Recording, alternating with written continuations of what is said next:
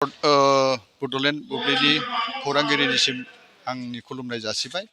दिनै जोंनि बरद'लननि गुदि बर' थुनलाइ आफादा खुंगा 48थि बोसोरारि जथुम्मा दिनै बेयाव सानसेनि हाबाफारि लादों। बे सानसेनि हाबाफारियाव जोङो रायजोनि गांनाय उखैनाय गोबां थांखि लानो दं। रायजोनिफ्राय मदद बिनानै जोङो थांखि लानो सानदों आरो बे थांखिनि गेजेरजों जोंनि बर' गुदि फरायसालि बा गोजौ फरायसालि, गोजौसिन गेजेरारि फरायसालि बेनि सोमोन्दै जोङो इयाव सावरायगोन आरो जोंनाव गोबांथार भेकेन्सि फोरोंगिरि रिटायार आरो दाइट जानानै दं, बेफोरनि सोमोन्दै सावरायगोन।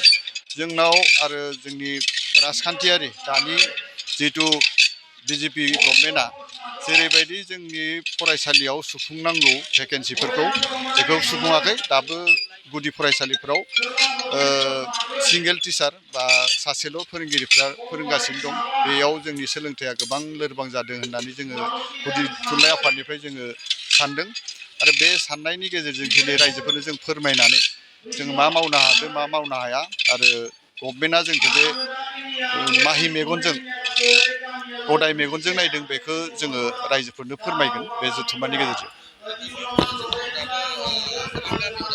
जोङोथ' बे थांखिखौ 6.3 क्ल'ज जिथु जोंनि सुक्ति जानाय बेनि दारै जोङो लागोन होननानै गभर्नमेन्टआ बुंबाय थायो, खिन्थु दिनैसिम जाफुंनाय जों नुनो मोनाखै।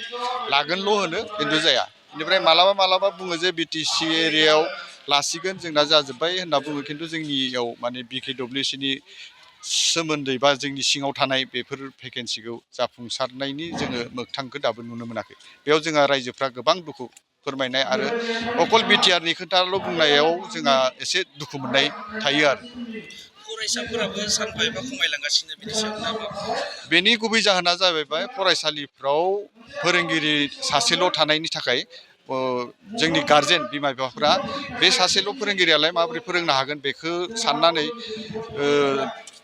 माने एडमिसन होनाया खम जादों बेखौ जोङो बुंनो हायो। बेनिखायनो जोङो दुखुनांथाव बेखौ जुदि फिलआप खालामना होयोबा प्रत्येकथा फरायसालियाव खमैबाबो साथाम फोरोंगिरि होयोब्ला जोङो गोजोननाय मोनगौमोन आरो जोंनि अनजिमाया बारायगौमोन आरो। दा फोरोंगिरिनि थाखायनो जोङो अनजिमाखौ खमायदों होननानै जों सानना लायो आरो।